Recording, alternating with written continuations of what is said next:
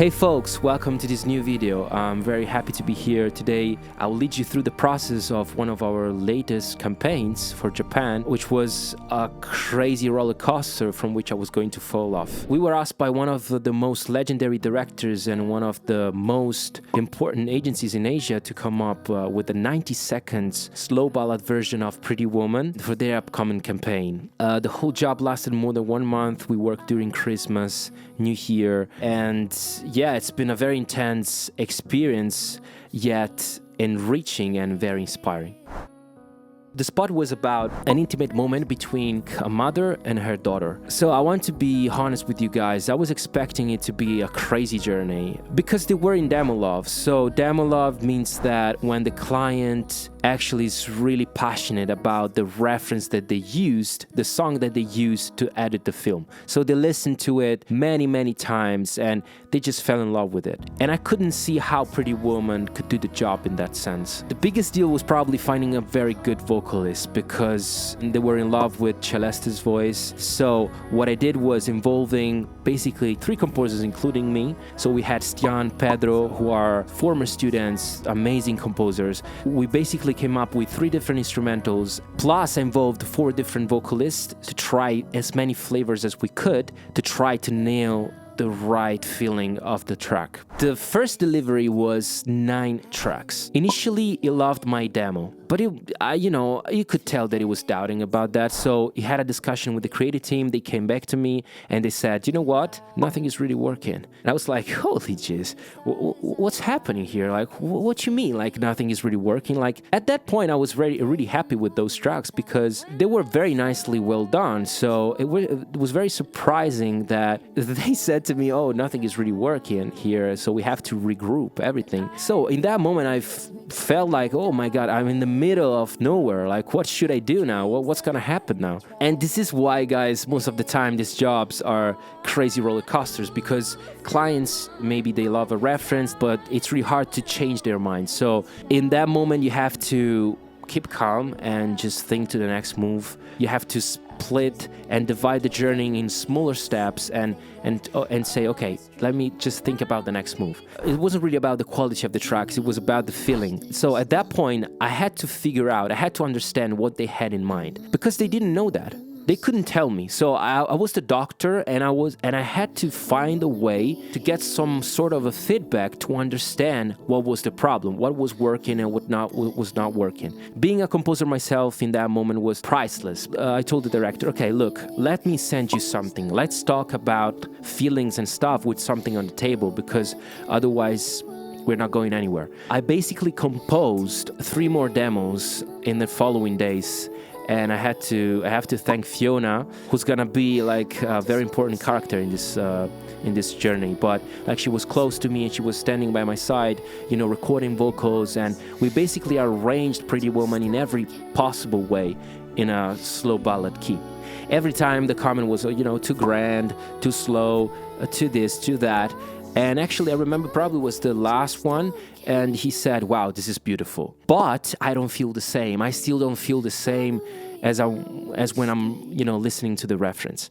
Although it was a lot of effort and fatigue, that was a very great news because we could actually get to the point that we knew what was the problem. And the problem was the Pretty Woman direction.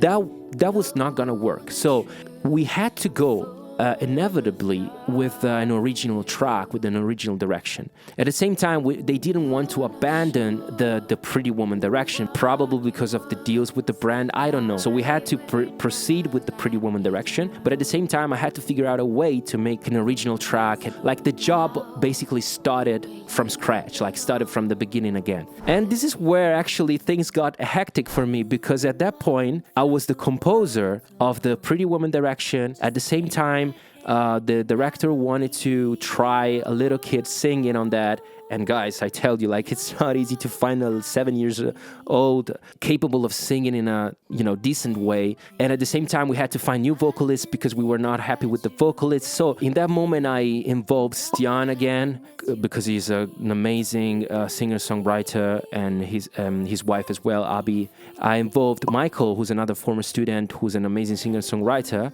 I involved the whole academy because this is something that we like to do when the schedule allows us. So we usually sent out an email saying, guys, there's this job happening. If you want to give it a shot, this is the brief and just do it. And also there was another composer that I wanted to involve. And this composer was Fiona. So Fiona, you have to know, guys, Fiona, she's an amazing singer-songwriter.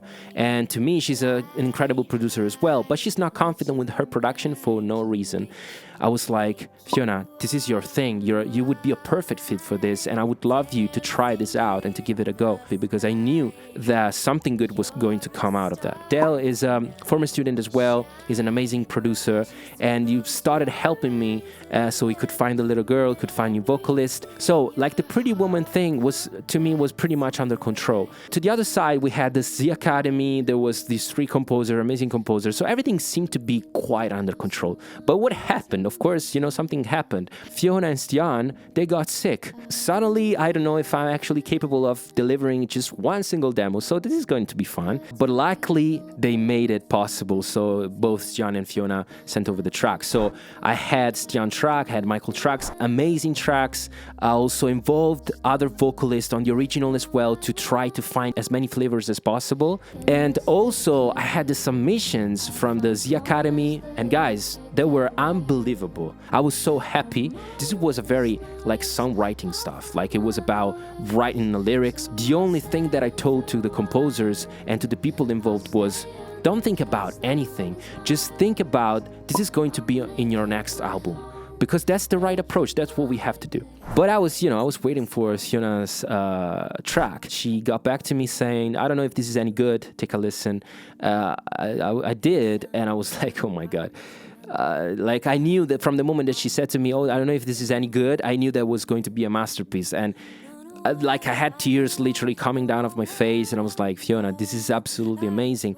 And the reason was that she put her life experience into the song. She was talking about something that happened lately into her life, and you could tell that.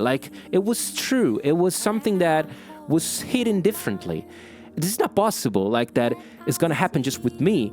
This is inevitably will happen again, So I gather all the submissions, I prepare the submissions, I prepare the delivery, and I was really, really happy with that because I felt like, wow, this is like these 10 songs, each one of these could be charting on Spotify, and I sent everything over, and the feedback was, man, I'm totally impressed by the quality of these tracks.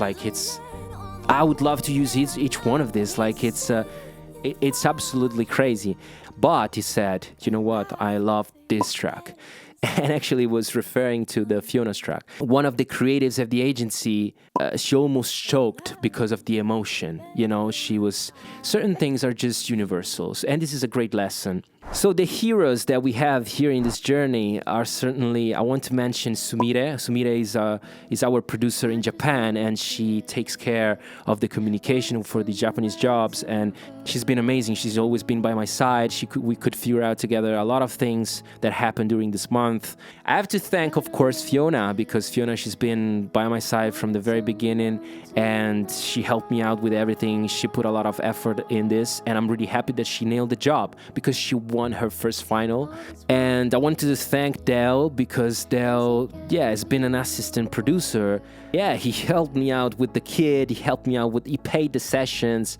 And also I want to thank the whole Zee Academy because the Zee Academy, this showed, this job proved that we can manage every kind of thing because we are a great community. We are a big family.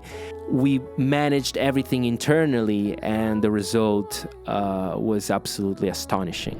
What are the 3 lessons that I learned that I want to share with you because I think they're absolutely important? The first one is that, guys, it's all about music and goosebumps. So no matter about anything else. Like, you have to focus on that. Like, okay, I get paid, I do my demo and whatever thing it is, whatever happens, I don't care. It's not really about that. Like, if you want to stand out, you have to approach this thing being an artist. If you want to stand out, you have to put something that you have inside, like your experience, your emotions, you have to put it into the job. The people that are involved, we are always talking about like creative people. So we are all moved by emotions. We want to get goosebumps. And I think this is a great lesson, not just because of this job, but generally speaking in life. Don't put filters on your persona. Like, just be whoever you are. Like, be kind to people and be yourself, because if you will do that, people will resonate with you and they will get attracted by you. As an artist, you need to create, so no matter what. And this is the only way of, in my opinion, to stand out from others. The second thing is, don't get stressed out. Like, learn to divide the journey in small steps. The smaller, the better, because otherwise things get very tricky. Sometimes you find yourself in situations that you feel they are way too big compared to who you are and your experience, and you feel overwhelmed, and you feel like, oh man, I'm not gonna do this, I cannot do this. But that's not the truth. Like, you're acting in that way because you're looking at that from the wrong perspective. Like, you don't have to look at the peak of the mountain and say, oh, I have to climb there, because it will feel like it's not gonna be possible. Instead, you have to just focus on the next step, and the smaller the better, because the smaller, the more manageable it is, and because you don't put any filters on you, and because your emotions are flowing, you will know what's the best way to approach the next step. The third lesson is, there's always a way. Be optimistic. My father used to tell me when I was little, optimism is like a muscle. It's something that you have to train every day. And I think he's right. For sure, like, there's people who are more, who have like naturally the tendency to be optimistic, and other people that struggle with that. But no matter what kind of people you are, for sure you have to train that muscle. Most of the time it's not really about like highs and lows, or thinking that something is bad or something is good. The truth is that something is always good and bad at the same time. It depends on the perspective that you use to look at that thing. You can shift your perspective and look at that thing from a different perspective, and you will notice how actually there's an opportunity behind that. For example, like what happened in this job, everything's got very tricky at the very beginning. Like, the pretty woman thing was going absolutely nowhere, but it actually brought the opportunity to go with an original direction that ended up being an amazing, like a masterpiece, basically. Because if you think that it's not going to be great, for sure, it won't be great. We influence our actions, we influence what we do, we influence what we say. We don't have to be scared to dare. So folks, here we are. It's been a great journey. I wanted to tell you that if you'd like to know more about this world, making music for brands, making music for big campaigns, being part of our community, you have a free 1-hour training in the description that will explain everything to you. See you in the next video, and see you in the inside. Ciao. And nothing feels better than smiles on you.